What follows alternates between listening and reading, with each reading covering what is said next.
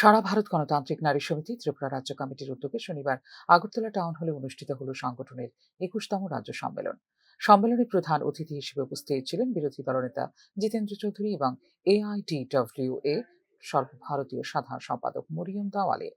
সম্মেলনে বক্তব্য রাখতে গিয়ে এনসিআরবির পরিসংখ্যান অনুযায়ী নারী নির্যাতনের ক্ষেত্রে সারা দেশের প্রথম সারিতেই উঠে এসেছে ত্রিপুরার নাম। এই পরিস্থিতিকে অত্যন্ত লজ্জাজনক ও উদ্বেগজনক বলে মন্তব্য করেন বিরোধী দলনেতা জিতেন্দ্র চৌধুরী। এনসিআরবি যে দপ্তরের মধ্যে ভারতীয় জনতা পার্টি দলের অন্যতম নেতা অমিত শাহ, তার সরকারে যে ঘোষণাপত্র, সেখানে এই ছোট্ট ত্রিপুরা রাজ্য মাত্র ৪৪-৪৫ লক্ষের রাজ্য নারী নির্যাতনে,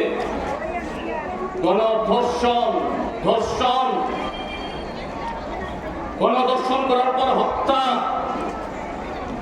ছিনতাই, পাচার,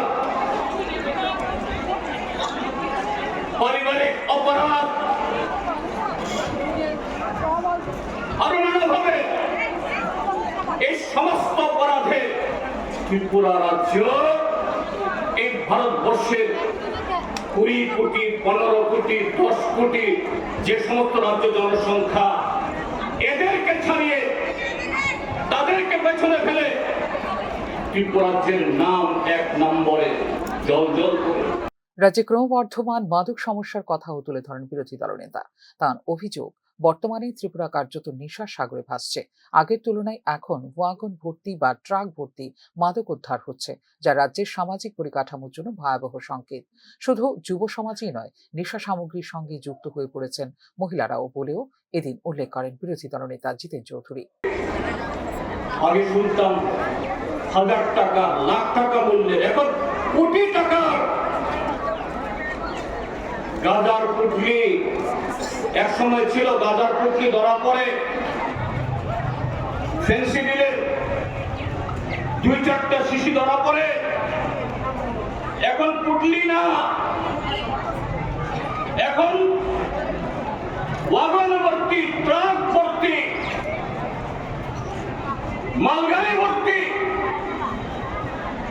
গাঁজা, ফেন্সিডিল, ইয়াবা, আরো নানা ধরনের নেশাদ্রব্য, তরল পাউডার জাতীয়, আরো কত কি। আর এত নির্লজ্জ বেড়ে এই সরকার,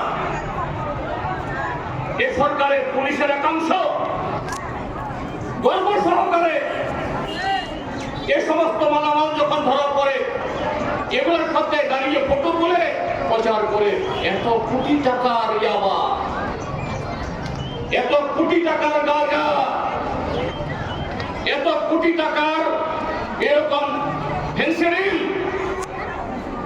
মনে হয় গড়ে ত্রিপুরাচ্ছে ১০ থেকে ১৫ কোটি টাকা শুধু নেশাদ্রব্য ধরা পড়ে ৩০ দিনে। তাহলে এই অঙ্কটা কত? ১ বছরের সংখ্যাটা কত? এটা ত্রিপুরাচ্ছে শিক্ষা, স্বাস্থ্য, রাস্তা, পানীয় জল, গ্রামীণ রোজগার, সমস্ত বাজেটের প্রায় সমান পেরালাল। শুধু গাঁজা দ্রব্য সেখানে ধরা পড়ছে, পাচার হচ্ছে। এবং অতি দুর্ভাগ্য, এখন দেখা যাচ্ছে শুধু বখাটে যুবক না, বখাটে মা বাবাদের নিয়ন্ত্রণে নেই এরকম ছেড়ে পড়ে না, নিরীহ একেবারে গৃহবধূ আমাদের মা বোনেরা, তারাও দুজন ধরা পড়ছে। নারী নিরাপত্তা, সামাজিক অবক্ষয় এবং মাদক রোধে কঠোর পদক্ষেপের দাবি জানানো হয় এদিনের সম্মেলন থেকে।